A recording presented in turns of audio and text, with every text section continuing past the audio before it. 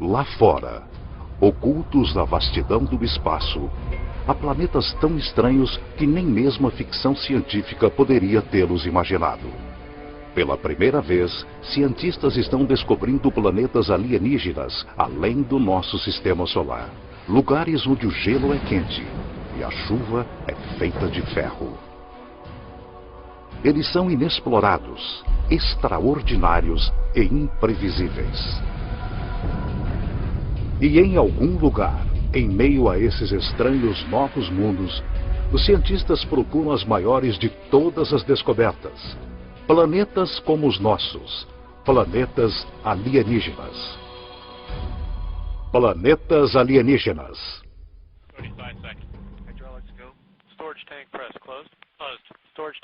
6 de março de 2009. Este foguete Delta II está passando pelos testes finais pré-lançamento.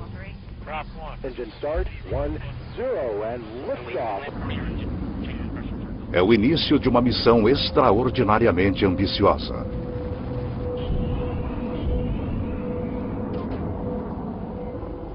O Observatório Espacial Kepler está procurando por planetas similares à Terra em uma região que abrange 100 mil estrelas.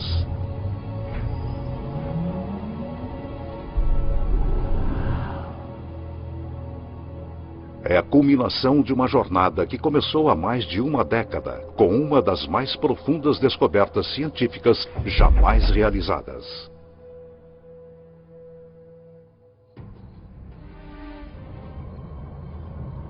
Em 1995, o astrônomo suíço Michel Mayor e sua equipe fizeram uma observação rotineira de estrelas da constelação de Pégaso, localizada a 50 anos-luz de distância. Mas os instrumentos mostraram algo estranho. Uma das estrelas saltava e oscilava violentamente. Descobrimos que uma dessas estrelas tem uma velocidade que muda com o tempo. O que seria poderoso bastante para perturbar uma estrela do tamanho do nosso Sol? Mayor sugere uma resposta radical: um planeta. Mas nunca ninguém tinha avistado um planeta ao redor de outra estrela semelhante ao Sol. O problema de se detectar planetas ao redor de outras estrelas é que, conforme um planeta orbita uma estrela próxima, esse planeta se perde por causa de sua luz tênue no clarão da estrela muito brilhante. Apesar da improbabilidade, Mayor confia em seus dados e está convencido de que as oscilações são causadas pela atração gravitacional de um planeta em órbita. Quando eu li essa afirmação do Michel Mayor, eu fiquei muito cético. Já tinha havido muitas falsas alegações sobre o primeiro planeta descoberto ao redor de outra estrela. E eu pensei, aqui vamos nós de novo.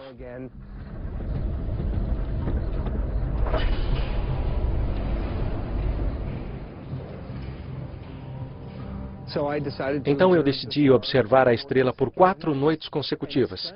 E, surpreendentemente, ela oscilava exatamente como Michel Mayor havia dito. Michel Mayor e seu colega de equipe Didier Queloz anunciam sua descoberta que agita a comunidade científica. Eles encontraram pela primeira vez evidência reproduzível e confirmável da existência de um planeta ao redor de uma estrela semelhante ao Sol.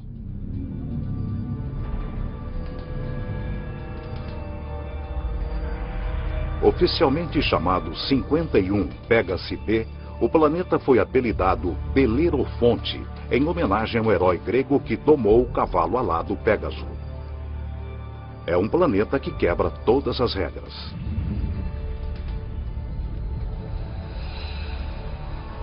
Belerofonte torra na luz escaldante da estrela, a temperaturas de aproximadamente 1000 graus Celsius.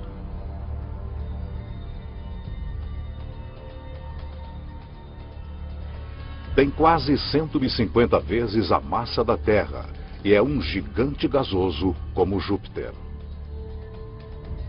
Um gigante gasoso é um planeta composto principalmente por hidrogênio e hélio. Apenas as camadas exteriores são gasosas, mas por dentro são comprimidos a pressões tão gigantescas que não se parecem nada com gás. Diferente de qualquer coisa encontrada em nosso sistema solar, esta é uma classe completamente nova de planeta, que os cientistas chamam de Júpiter quente. Se formos ao Havaí e observarmos o fluxo da lava de lá, um Júpiter quente é tão quente quanto. É muito quente mesmo. A Terra se encontra a uma distância confortável de 150 milhões de quilômetros do Sol. Como esses Júpiteres quentes estão aproximadamente 100 vezes mais próximos, a quantidade de luz do Sol que eles recebem é 10.000 vezes maior. Se isto fosse uma estrela e isto um Júpiter quente, o Júpiter quente estaria a 3 ou 4 diâmetros estelares de distância da estrela. Então seria 1, 2, 3. Um Júpiter quente estaria próximo assim de sua estrela. Júpiteres quentes estão sujeitos à força de maré. Eles ficam virados com a mesma face para a estrela o tempo todo, assim como a Lua em relação à Terra. É permanentemente dia de um lado e permanentemente noite do outro. Se eu estivesse preso num Júpiter quente, eu gostaria de estar do lado de trás e torceria para que parte do calor do lado da frente, virado para a estrela, chegasse até a parte de trás.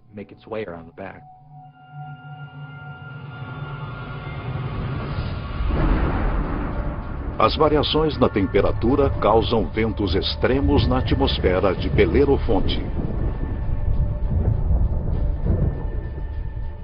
Conforme o ar é cozido pela estrela, ele sobe. Ar mais frio avança para baixo para substituí-lo, assim como acontece na Terra. O vento uiva milhares de quilômetros por hora, muito além de qualquer coisa que poderíamos suportar. As rajadas de calor garantem a inexistência de vapor de água, mas isso não significa que não haja chuva. É quente demais para que nuvens de água se formem aqui. Aqui as nuvens seriam feitas de ferro. O vapor de ferro pode existir a temperaturas bem mais elevadas que o de água. E por isso, as coisas podem ficar um pouco complicadas.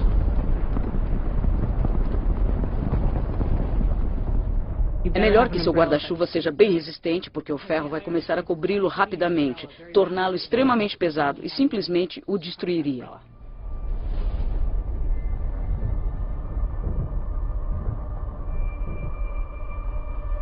O céu acima se enche de cortinas dançantes de cores. Partículas carregadas da estrela próxima formam auroras bem mais radicais do que a aurora boreal na Terra. Esse planeta recentemente descoberto possui outra característica singular. Belerofonte orbita seu Sol em apenas 4,2 dias. Nenhum planeta que se respeite orbita uma estrela em 4,2 dias. Nenhum dos planetas em nosso sistema solar leva um tempo tão curto. Para os cientistas, a órbita minúscula desafia as noções antigas de como os planetas se formam.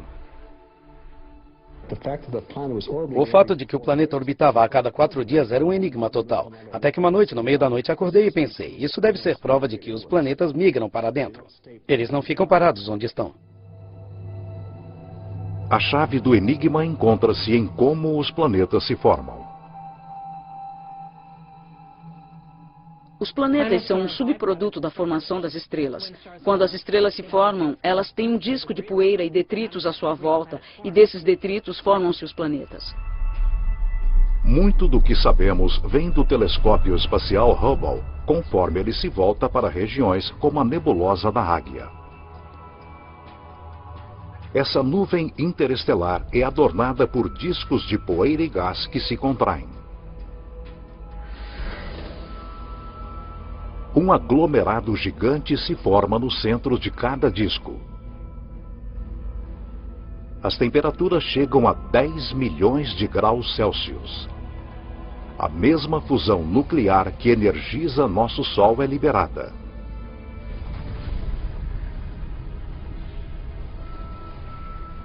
A estrela nasce. A radiação da estrela gera um vento estelar que empurra para longe a poeira e os detritos restantes. Parte da poeira sobrevive e permanece em órbita ao redor da estrela recém-nascida. Durante milhões de anos, a poeira vai se juntando e formando torrões que viram asteroides, e os asteroides viram planetas.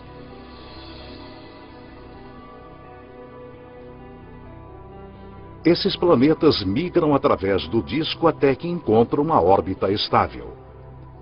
É por isso que Belerofonte está tão perto de sua estrela-mãe. Mas um planeta recentemente descoberto encontrou sua órbita estável num lugar em que nenhum planeta deveria ir. 2001. O telescópio espacial Hubble está direcionado para uma estrela obscura a uns 150 anos-luz de distância da Terra na constelação de Pégaso. Essa é a mesma região onde Belerofonte foi descoberto 6 anos antes. O Hubble está rastreando outro Júpiter quente descoberto pelo astrônomo Geoff Marcy. Mas este é diferente de Belerofonte. Provavelmente você já ouviu falar do planeta HD 209458b. É um nome terrível. Um nome terrível para um planeta terrível. O HD 209458b foi apelidado por alguns como Osíris, o deus egípcio dos mortos. Osíris tem mais de 200 vezes a massa da Terra. Ele migrou para perigosamente perto de seu Sol. A apenas 6,5 milhões de quilômetros da superfície solar flamejante, Osíris arde no inferno planetário. A temperatura média diária em Osíris é de mais de 1000 graus Celsius. Esqueça um aquecimento global. Isso é fritura global. E ela faz Osíris perder aproximadamente 500 mil toneladas métricas de ar por segundo. Há um vazamento de gás, um fluxo contínuo de hidrogênio e hélio. E isso está formando uma nuvem grande, enorme ao redor do planeta. Sua atmosfera está vazando para dentro do espaço. Os cientistas especulam que um rastro colossal de gás esteja movendo-se em espiral através do planeta por milhares de quilômetros. Osíris apresenta para os astrônomos uma oportunidade sem precedentes. Usando o Hubble, eles analisam a atmosfera inchada do planeta alienígena. Esta é a primeira vez que podemos determinar a composição da atmosfera de um planeta extrasolar.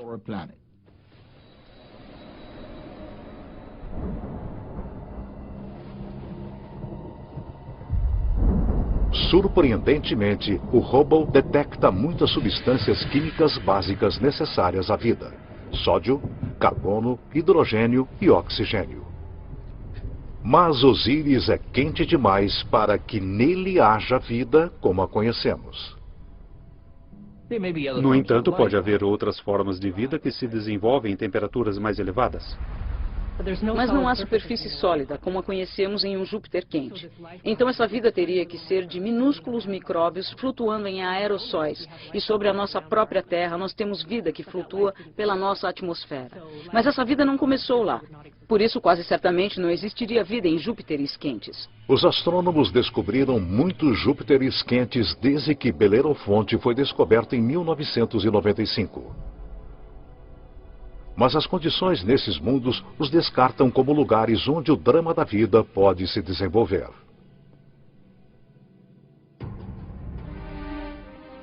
No entanto, um desses gigantes gasosos é um planeta que desafia as regras da evolução. O astrônomo Geoff Marcy descobriu algo surpreendente sobre um planeta que orbita uma estrela chamada 16 Cygnus b, localizada a cerca de 70 anos-luz de distância na constelação de Cygnus, o Cisne.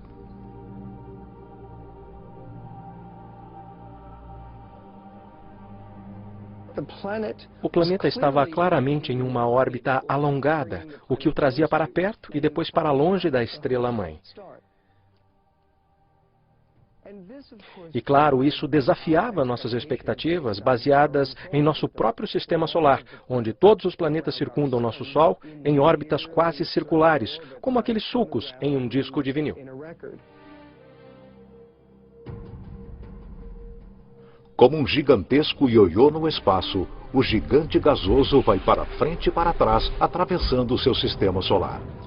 Seria como se a Terra fizesse uma investida de mais de 40 milhões de quilômetros para mais perto do Sol e depois ultrapassasse Marte em direção a Júpiter todos os anos.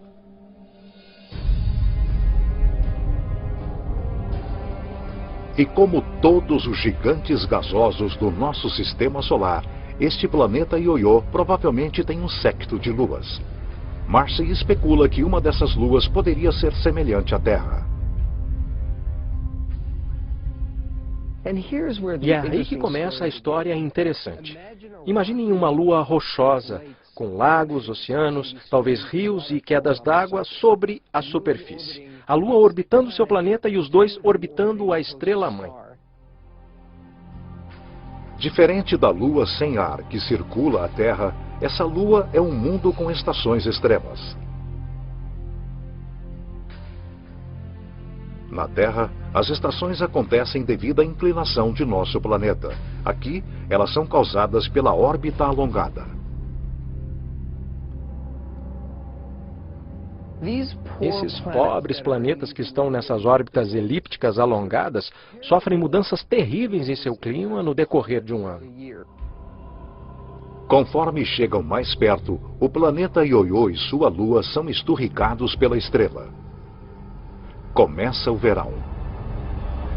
A atmosfera na Lua, semelhante à Terra, é castigada por tempestades extremas. Os furacões de categoria 5 sobre a Terra são pequenos redemoinhos comparados aos vórtices monstruosos que se formam aqui.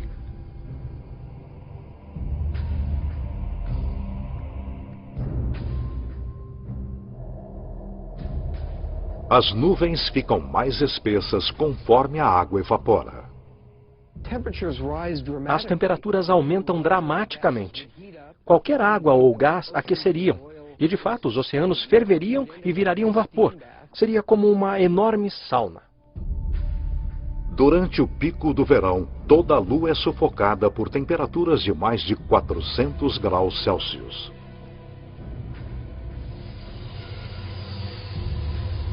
Este é o ponto mais próximo da estrela.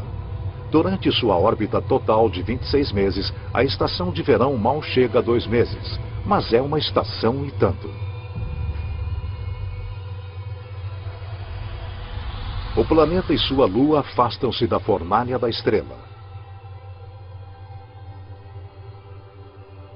As temperaturas caem para limites que nós acharíamos temperados e confortáveis.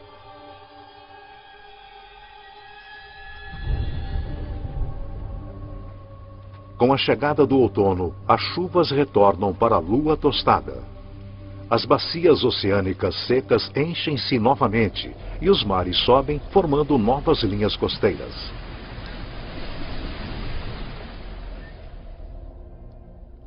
A tranquilidade prevalece, conforme o planeta Ioiô e sua lua entram no congelamento do inverno. Agora, a mais de 320 milhões de quilômetros da estrela, o céu de dia é escuro. As temperaturas oscilam ao redor de menos 160 graus Celsius. Os oceanos congelam e as calotas polares se expandem por sobre a superfície da Lua, formando um lençol de gelo com muitos quilômetros de espessura que engloba todo o planeta. Os invernos são longos, duram 17 meses. Com a chegada da primavera, o Sol aparece radiante no céu sobre essa lua, conforme o gelo racha e derrete violentamente. Enormes icebergs soltam-se para dentro de um oceano tempestuoso que cresce rapidamente.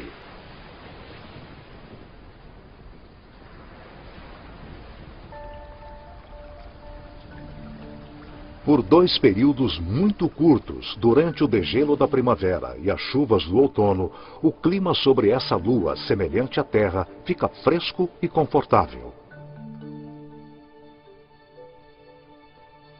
A uma distância de 150 milhões de quilômetros da estrela, aproximadamente a mesma distância entre a Terra e o Sol, a órbita elíptica desse planeta e sua Lua atravessa uma área ao redor da estrela que os cientistas chamam de zona habitável. As condições aqui são perfeitas para a vida. Se você estiver muito perto da estrela, é quente demais. Se estiver muito longe, aí será frio demais e tudo congelará. Mas, se você estiver bem no meio, é perfeito. Toda estrela tem uma zona habitável. A localização dessa região depende do tamanho e da temperatura da estrela. Em nosso sistema solar, Vênus marca a fronteira interna e Marte a fronteira externa. A Terra, com sua abundância de vida, fica bem no meio. O planeta Ioiô atravessa a zona habitável 2 vezes por ano, por 3 meses e meio e durante a primavera, conforme ele corre para dentro. E novamente no outono, por 3 meses e meio, conforme ele volta apressado para as regiões mais frias do espaço. Poderia a vida sobreviver às condições fora da zona habitável?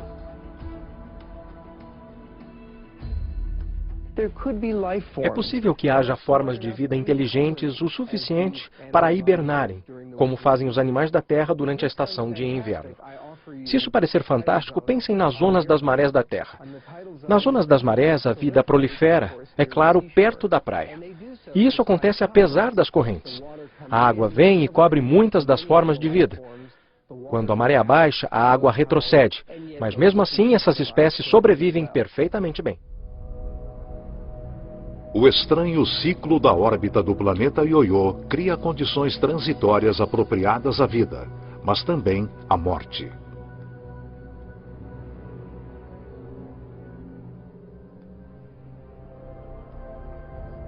Alguns planetas alienígenas são até mais bizarros.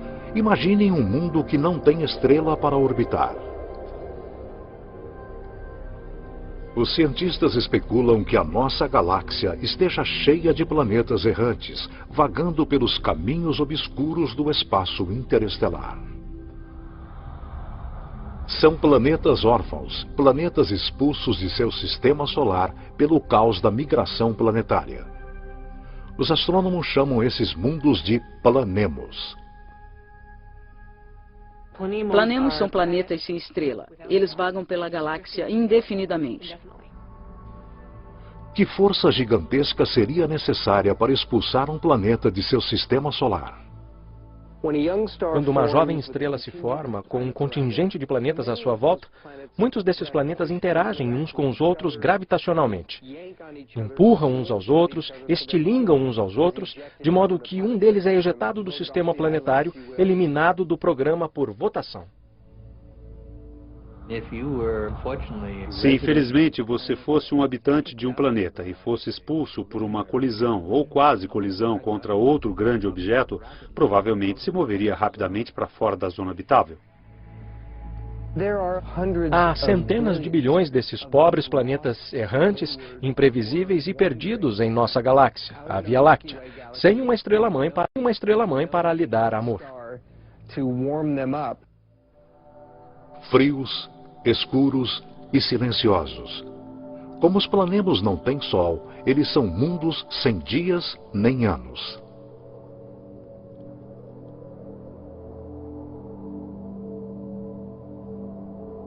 Eles mantêm vigília através de uma noite eterna. São solitários errantes, sentinelas da galáxia. Mas o fato de um planemo estar lá vagando pelo espaço não significa que ele esteja morto. Se o planema for um mundo rochoso, ele pode ter vida. Um pequeno planemo rochoso, sem atmosfera, hibernará sob um frio extremo, bem mais frio que o dia de inverno mais frio do nosso Polo Sul. Mas um planemo grande o suficiente para reter uma atmosfera retém o calor gerado quando o planeta se formou. É o exemplo máximo do efeito estufa. O calor e a energia vêm do núcleo liquefeito bem do centro do planeta solitário. Se o planemo for um gigante gasoso, como Júpiter, ele pode ter um sistema de luas. A atração gravitacional entre o planemo e suas luas cria fricção, fazendo com que o interior dessas luas permaneça quente. Essas luas também podem ter vida, da mesma forma que a lua de Júpiter tem vulcões e muita energia em forma de calor gerada pelas interações com Júpiter e as outras luas. Se alguma coisa vive aqui, são organismos unicelulares, como as bactérias comuns encontradas na Terra e não formas de vida complexas. Sem um sol para propiciar fotossíntese, esses minúsculos organismos obtêm sua energia da química do solo do planemo ou de sua lua.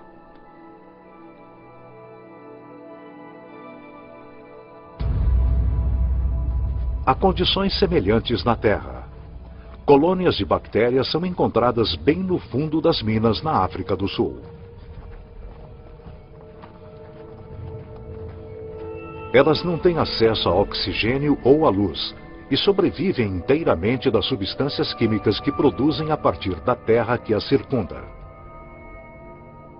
Seu metabolismo é extremamente lento e elas se reproduzem apenas uma vez a cada 1000 anos. Se há vida em um planemo sem Sol, essa vida poderia ser organismos como esses, isolados quando seu planeta era jovem. Enquanto os planemos adormecem sem serem perturbados, um mundo vem sendo destruído por mudanças caóticas desde o início dos tempos.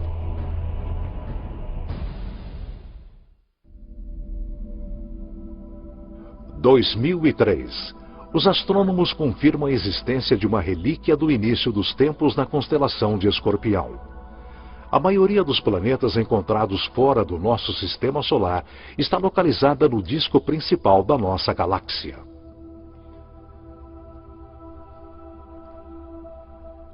Mas este mundo está empoleirado bem acima do halo da Via Láctea, em um agrupamento de quase 10.000 estrelas primordiais.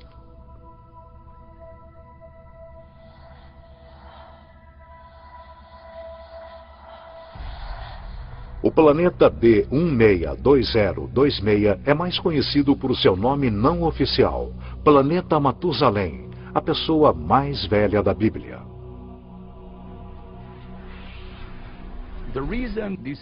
Ele ficou conhecido como Planeta Matusalém, porque aquele agrupamento tem cerca de 12 bilhões de anos. A Terra é uma adolescente planetária comparada ao velho Matusalém. Aproximadamente 8 bilhões de anos antes da Terra se formar, Matusalém já era um jovem gigante gasoso, talvez com tempestades violentas e um séquito de luas.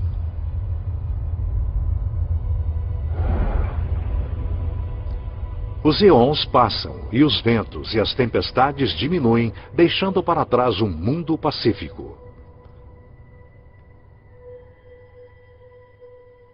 De repente, duas estrelas surgem no céu. Elas são os centros queimados de estrelas mortas há muito tempo, assombrando o agrupamento. No ambiente muito denso de um agrupamento globular, há muitas colisões estelares e quase colisões, sistemas em que uma estrela é chutada para fora e outra é chutada para dentro. Em uma dança cósmica de gravidade semelhante à migração de planetas, uma das estrelas é expelida e substituída pela estrela-mãe de Matusalém. Matusalém agora é um planeta com 2 sóis. Todos os dias há 2 alvoradas e 2 ocasos. Todas as nuvens e todos os objetos projetam 2 sombras. Com o tempo, a estrela-mãe original começa a se expandir, um sinal de que a estrela está morrendo. Ela incha até se tornar uma estrela gigante vermelha e transbordar para a estrela de nêutrons. A estrela de nêutrons devora a gigante vermelha.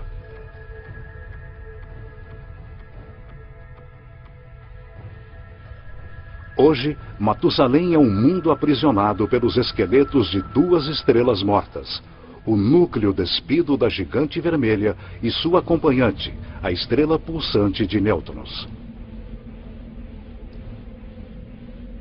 Matusalém é um sobrevivente. Mas nada se compara à estranha anomalia de um pulsar, cerca de 980 anos-luz de distância da Terra na constelação de Virgem.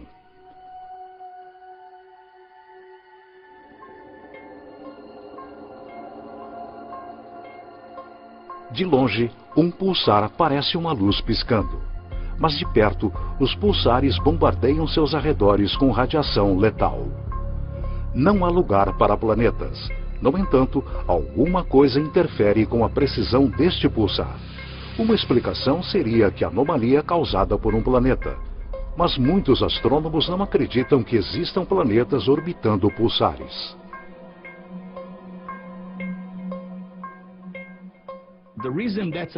Isso é um problema, porque os pulsares são formados em explosões incríveis.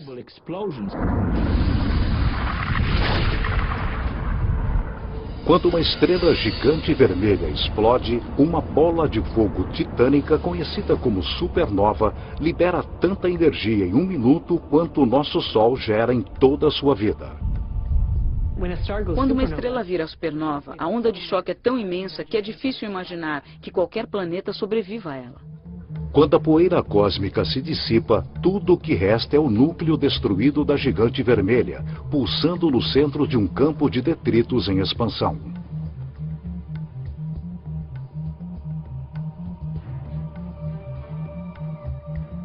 A matéria destruída pela explosão colossal volta para o pulsar e forma um disco.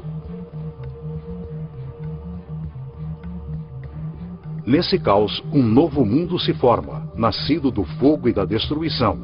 Um zumbi planetário surgido da carcaça da ex-estrela gigante vermelha. É incrível que planetas possam se formar nesse ambiente. Um planeta que orbita um pulsar nos dá a impressão de estarmos numa discoteca com uma luz estroboscópica bem forte, que é o pulsar.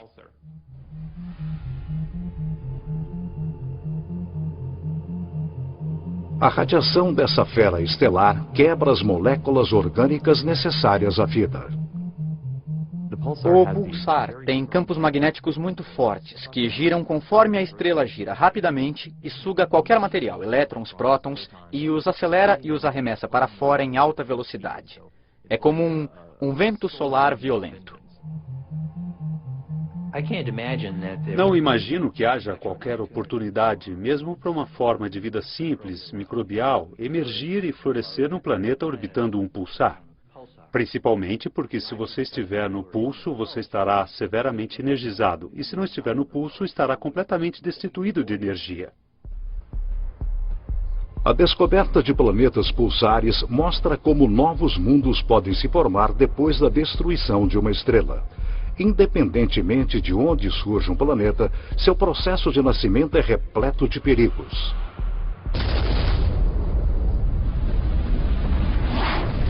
Às vezes, a violência é tanta que o fim do mundo chega antes de seu início. 2007. Astrônomos usando o telescópio gigante Gemini Norte fazem uma estranha descoberta no agrupamento das Pleiades, cerca de 400 anos-luz da Terra. Uma estrela conhecida apenas por seu número de catálogo, HD 23514, é cercada por uma nuvem gigante de poeira e gás com um formato de uma rosca. A estrela no centro dessa formação tem cerca de 100 milhões de anos. Um bebê cósmico em termos astronômicos. O nosso Sol é 45 vezes mais velho. As condições são perfeitas para que se formem planetas. Mas a análise espectral descobre algo estranho. A poeira está completamente pulverizada.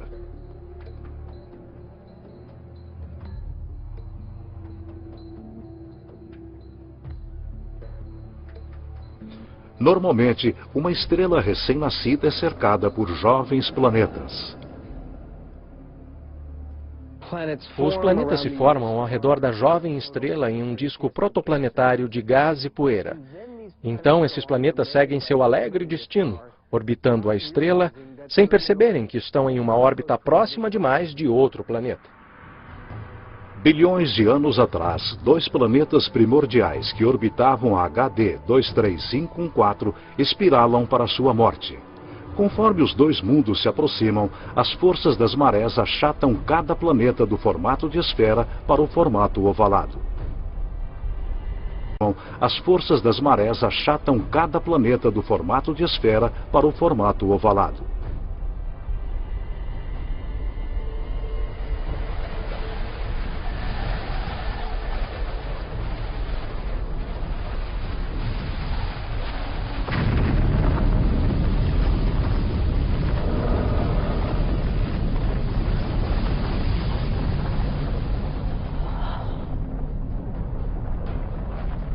Os dois mundos são aniquilados, criando a poeira e os detritos que vemos ao redor da estrela HD 23514.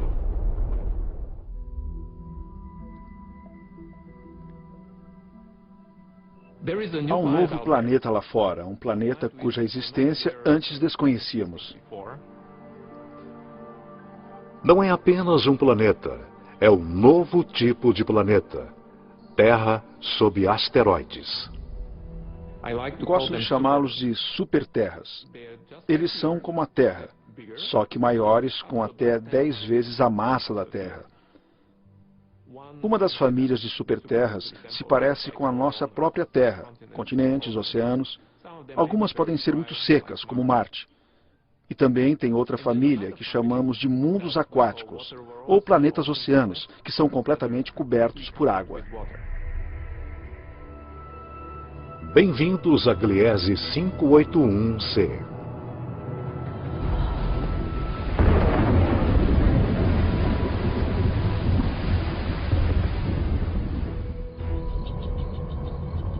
Este planeta foi descoberto por Michel Mayor, e ele orbita uma estrela bem pequena junto com dois outros planetas. Ele fica apenas a 20 anos-luz de distância na constelação de Libra e é um dos menores planetas terrestres encontrados além do nosso sistema solar. Mas isso não significa que o Gliese 581c seja pequeno. Ele é uma superterra com 5 vezes a massa de nosso planeta Terra e é a possibilidade de encontrar água líquida que anima os cientistas.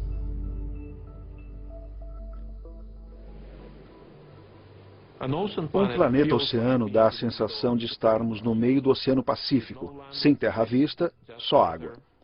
Acima, nuvens brancas volumosas e céu azul. Os ventos sobre o mundo oceano são semelhantes aos da Terra. É um ótimo lugar para se velejar. O clima é absolutamente perfeito. Todos os dias o céu está azul e o sol fica sempre no mesmo lugar. Assim fica fácil fazer a previsão do tempo.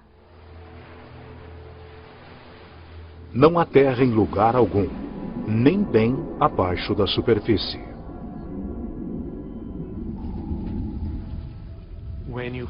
Quando há uma grande quantidade de água, no fundo do oceano forma-se uma pressão muito alta, com mais de 1 milhão de atmosferas. E essa pressão comprime a água líquida, que é o oceano, para um estado que chamamos de gelo 7.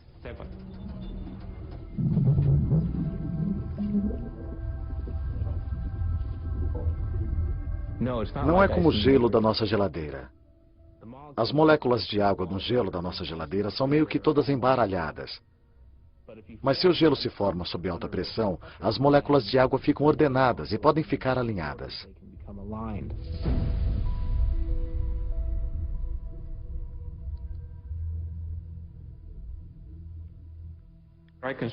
Posso mostrar um cristal que é um bom equivalente ao gelo 7.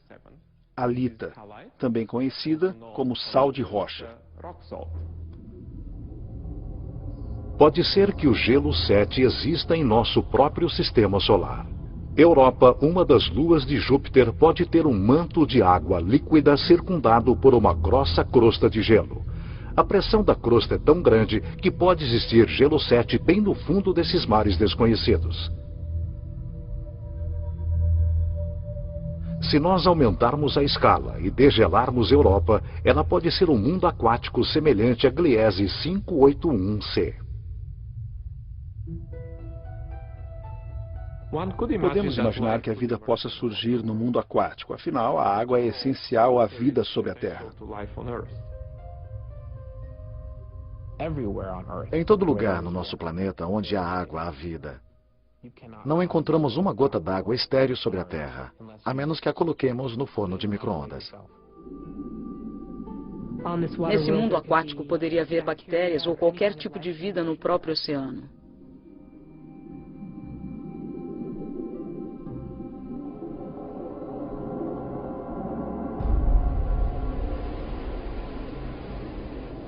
Mas nem todas as superterras são mundos aquáticos repletos de vida. Quando falamos de superterras, falamos de duas famílias principais. Em sua maior parte rochosa, com um pouco de água, e em sua maior parte aquática, com um oceano sem fim. Mas temos que adicionar uma terceira família, de provavelmente superterras e planetas similares à Terra, muito raros, chamados planetas carbono. Um planeta carbono é diferente de qualquer coisa que já vimos. É um lugar com uma química estranha, mas repleto de tesouros terrenos.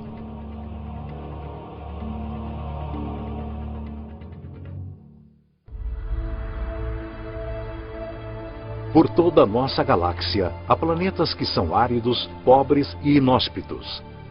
Mas a ciência está na trilha de um novo tipo de planeta, um mundo inteiro de tesouros. Em nosso sistema solar, em nosso Sol e em todas as estrelas próximas, há sempre mais oxigênio do que carbono. Mas se pensarmos em um lugar no universo onde há mais carbono que oxigênio, a formação desse planeta será bem diferente.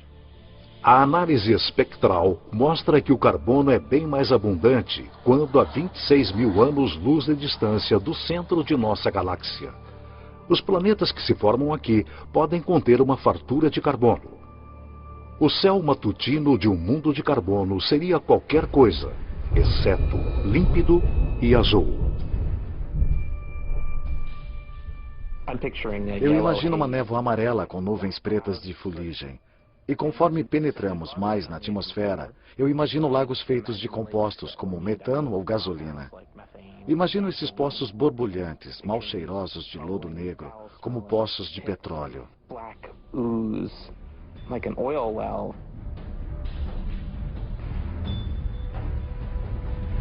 Com pouca ou nenhuma água na atmosfera, o ar é formado por compostos de carbono. Metano, butano, pentano, benzeno, todos esses tipos diferentes de compostos de carbono que se separam no refino da gasolina.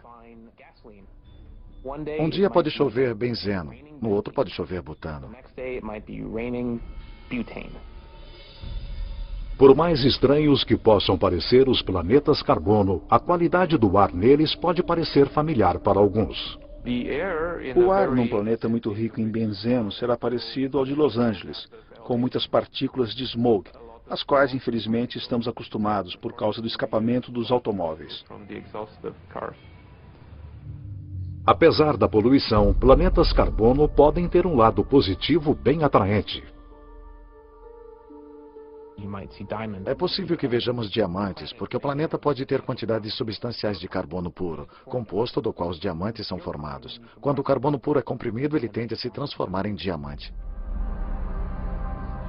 Os segredos de planetas exóticos como estes estão esperando para serem descobertos por toda a galáxia.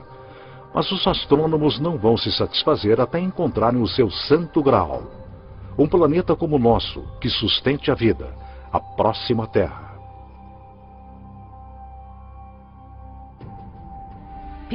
Sempre me perguntam se eu acho que vamos encontrar outro planeta como a Terra. E eu respondo, com certeza.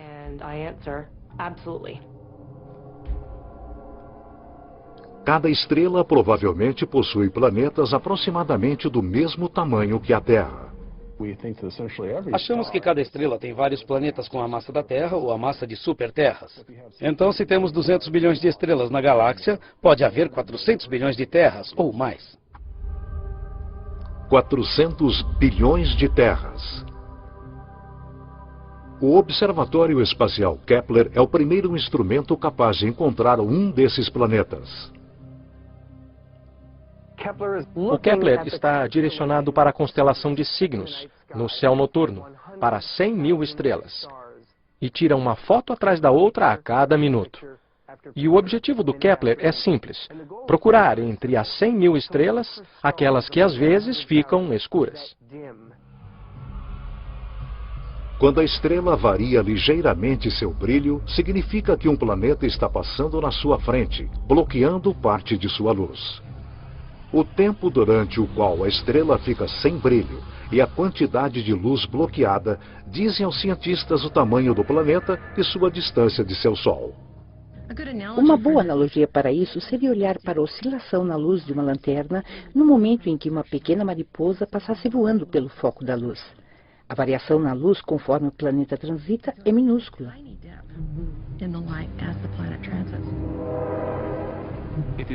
É uma técnica muito poderosa, porque permite descobrir planetas que são até menores do que a Terra ao redor de estrelas semelhantes ao Sol. É uma técnica que está mudando o curso da ciência. Achamos que poderemos encontrar um planeta habitável nos próximos anos. Os cientistas estimam que a missão Kepler encontrará um mínimo de 50 terras alienígenas.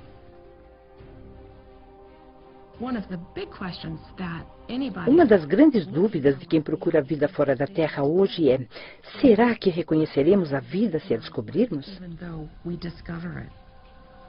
As condições em uma terra alienígena podem fazer com que a vida evolua de forma diferente. Minha esperança é que vamos ver algum sinal que nos arrepiará totalmente. Seja qual for esse sinal, será o primeiro capítulo da maior história científica jamais contada. Versão Marshmallow São Paulo. Próxima quarta em Tabu América Latina, Rituais entre a Vida e a Morte. No Nat Geo.